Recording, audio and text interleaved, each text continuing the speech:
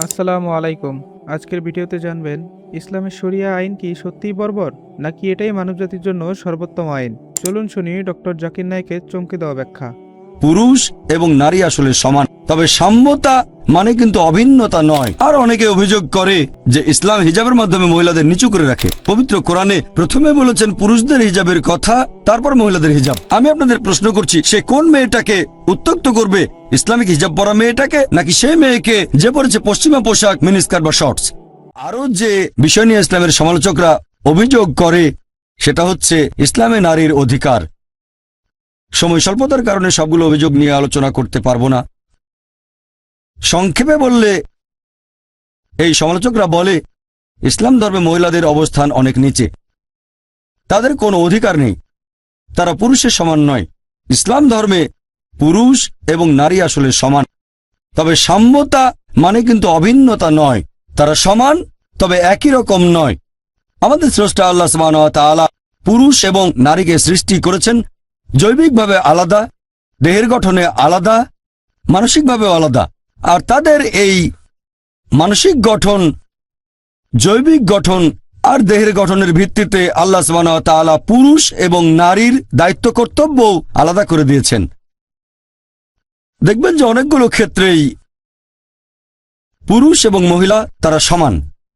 কিছু কিছু ব্যাপারে মহিলারা কিছুটা এগিয়ে আছে, আবার কিছু ব্যাপারে পুরুষরা কিছুটা এগিয়ে আছে, তবে সব মিলিয়ে তারা সমান। আপনাদের একটা উদাহরণ দেই।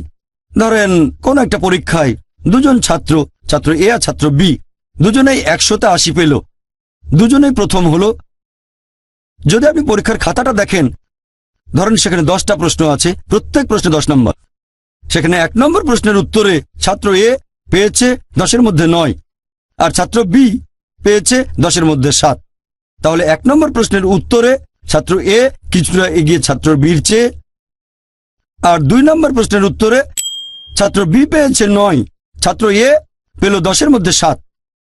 তাহলে 2 নম্বর প্রশ্নের উত্তরে ছাত্র বি কিছুটা এগিয়ে আছে ছাত্র এর চেয়ে। এরপর বাকি 8টা প্রশ্নের উত্তরে দুজনেই পেয়েছে 10-8। যোগ করলে দেখবেন দুজনেই পেয়েছে 100তে 80। সব মিলিয়ে তারা সমান। একইভাবে ইসলাম ধর্মে পুরুষ এবং নারী সব মিলিয়ে সমান। কিছু কিছু ব্যাপারে মহিলারা খানিকটা এগিয়ে আছে, আবার কিছু ব্যাপারে পুরুষরা খানিকটা এগিয়ে। যেমন ধরেন, এটা আছে সহিহ বুখারীতে, খণ্ড নম্বর 8, বুক অফ আদাব, অধ্যায় নম্বর 2, হাদিস নম্বর 2।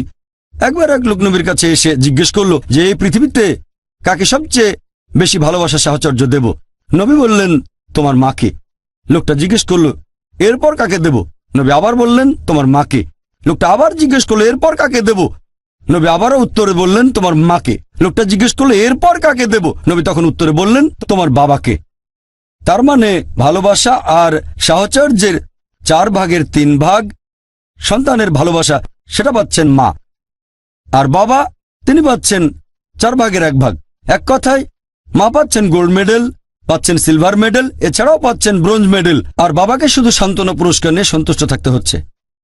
তাহলে ভালোবাসা আর সাহচর্যের ব্যাপারে দেখবেন মহিলারা এখানে এগিয়ে আছে। কেন? বুঝতে পারছেন, কারণ এই মা আমাদের 9 মাস গর্ভে ধারণ করেছেন। আর নবী বলেছেন, সেই 9 মাসের কষ্ট সহ্য করার বিনিময়ে যদি পাহাড় সমান স্বর্ণ দাও, সেই ঋণ তোমরা শোধ করতে পারবে না।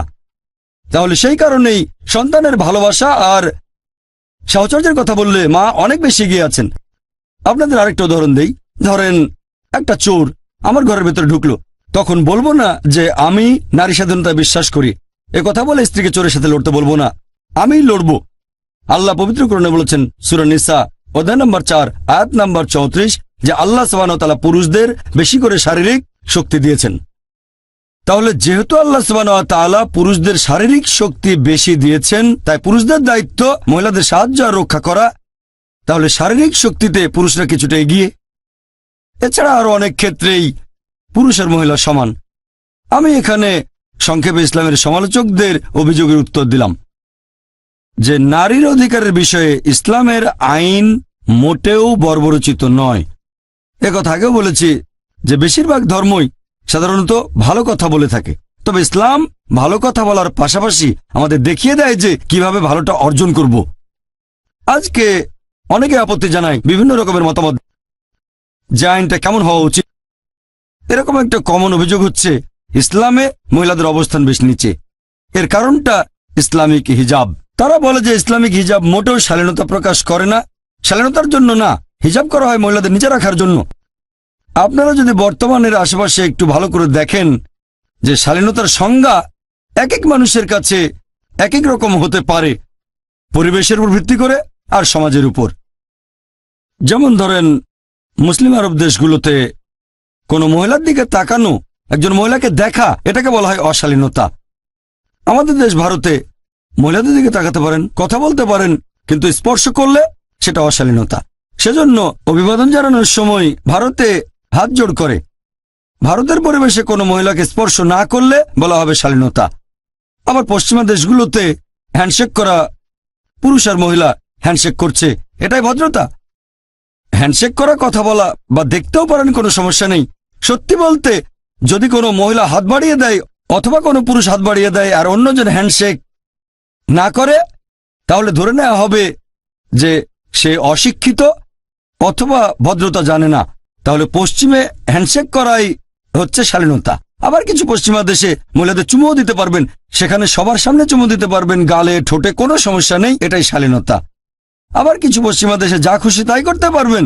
একটা ছেলে আর একটা মেয়ে তাদের পারস্পরিক সম্মতিতে করতে পারবে যা খুশি তাই, সেটাকেই বলা হবে শালীনতা। শালীনতার সংজ্ঞা এক এক জায়গায় এক এক রকম। এখন আমরা কিভাবে যাচাই করব কোনটা সবচেয়ে ভালো আর কোনটা শালীনতা?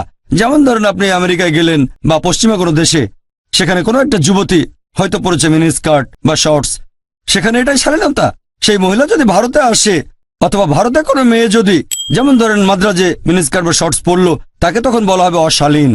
ঠিক না ভুল? হ্যাঁ কি না? আমি কয়েক বছর আগে আমেরিকায় গিয়েছিলাম। একজন আমেরিকান আমাকে বলল যে ভারতীয় মহিলারা খুবই অভদ্র, অশালীন। আমি তো অবাক যে ভারতীয় মহিলারা অশালীন কিভাবে হয়। সে তখন বলল যে ভারতীয় মহিলারা পোশাক পরে শাড়ি আর বের করে রাখে পেট। তাহলে আমেরিকানদের কাছে পেট বের করে রাখাটা অশালীনতা। আমি ভাবলাম লোকটার কথার পেছনে ভালো যুক্তি আছে। তার কাছে শালীনতা মানে আমাদের পেট ঢাকতে হবে। এখন আমরা ভারতীয়রা মনে করি যে শালীনতা বজায় রাখি, কিন্তু পশ্চিমাদের কাছে পেট বের করে রাখাটা অশালীনতা। তাহলে কে ঠিক করবে যে কোনটা শালীনতা কোনটা অশালীনতা? সবচেয়ে ভালো যিনি বলতে পারবেন তিনি আমাদের স্রষ্টা আল্লাহ সুবহানাহু ওয়া তাআলা, সর্বশক্তিমান ঈশ্বর। আসুন এবার দেখি যে ইসলামিক শরিয়াতে কি বলা হয়েছে, কোরআন এবং হাদিস শালীনতা সম্পর্কে কি বলছে। আর অনেকে অভিযোগ করে যে ইসলাম হিজাবের মাধ্যমে মহিলাদের নিচু করে রাখে। তাদের উদ্দেশ্যে বলবো, আপনারা যদি ইতিহাস দেখেন, ব্যাবিলনের সভ্যতার সময় তারা মহিলাদের সাথে খুব খারাপ ব্যবহার করত। একজন লোক কাউকে খুন করলে সেই লোককে শাস্তি না দিয়ে তার স্ত্রীকে মৃত্যুদণ্ড দেওয়া হতো। আর গ্রিক সভ্যতায় তাদের পৌরাণিক কাহিনীতে একটা কাল্পনিক মহিলা চরিত্র প্যান্ডোরা, যে পৃথিবীর সব দুর্ভোগ আর দুর্দশার কারণ। প্রথম দিকে তারা পবিত্রতা বিশ্বাস করত, কিন্তু পরবর্তীতে খ্যাতিলোভের কারণে পতিতাবৃত্তি বেড়ে গিয়েছিল। তারপর রোমান সভ্যতায় নগ্নতা ছিল কমন, পতিতাবৃত্তি, অবাধ যৌনাচার ছিল কমন। মিশরীয় সভ্যতা দেখেন, সেখানে মহিলাদের বলা হতো শয়তানের চিহ্ন। আর পবিত্র কোরআন নাজিল হওয়ার আগে আরব সভ্যতায় যদি কোনো কন্যা সন্তান জন্মাতো তাকে মেরে ফেলা হতো, জীবন্ত কবর দেওয়া হতো। ইসলাম হলো প্রথম ধর্ম, আর মুহাম্মদ সাল্লাল্লাহু আলাইহি সাল্লাম প্রধান উদ্যোক্তা, যিনি মহিলাদের উপরে তুলেছেন। আর ইসলাম ধর্ম মহিলাদের অধিকার দেওয়ার পরে তাদের এই পথটাও দেখিয়ে দিচ্ছে যে কিভাবে স্বাধীনতা বজায় রাখতে হবে, কিভাবে অধিকার বজায় রাখতে হবে, অবস্থান বজায় রাখতে হবে। আর এই কারণে হিজাবের ব্যবস্থা করা হয়েছে। মানুষ সাধারণত মহিলাদের হিজাবের কথা বলে, তবে আল্লাহ সুবহানাহু ওয়া তাআলা তার আসমানি কিতাব পবিত্র কোরআনে প্রথমে বলেছেন পুরুষদের হিজাবের কথা, তারপর মহিলাদের হিজাব। আল্লাহ পবিত্র কোরআনে বলেছেন, সূরা নূর অধ্যায় নম্বর 24 আয়াত নম্বর 30, মুমিন পুরুষদের বলো তারা যেন দৃষ্টি সংযত রাখে, লজ্জাস্থানে হেফাজত করে। যখন একজন পুরুষ কোনো মহিলাকে দেখবে, তখন মাথায় কোনো খারাপ চিন্তা আসলে সে দৃষ্টি নিচু করবে, মনে কোনো নির্লজ্জ চিন্তা আসলে দৃষ্টি নিচু করবে। একবার একজন মুসলিম অনেক সময় ধরে একটা মেয়েকে দেখছিল। আমি বললাম, ভাই তুমি কি করছো? ইসলামে তো এটার অনুমতি নেই। সে আমাকে বলল, আমাদের প্রিয় নবী বলেছেন প্রথমবার দেখার অনুমতি আছে, দ্বিতীয়বার দেখা নিষিদ্ধ। আমার প্রথমবারের দেখা অর্ধেক শেষ হয়নি। নবী কথা দিয়ে কি বুঝিয়েছেন যে প্রথমবার দেখার অনুমতি আছে, দ্বিতীয়বার দেখা নিষিদ্ধ? তার মানে এই না যে 10 মিনিট ধরে আপনি পলক না ফেলে একটা মেয়েকে দেখবেন আর বলবেন অর্ধেক দেখা শেষ হয়নি।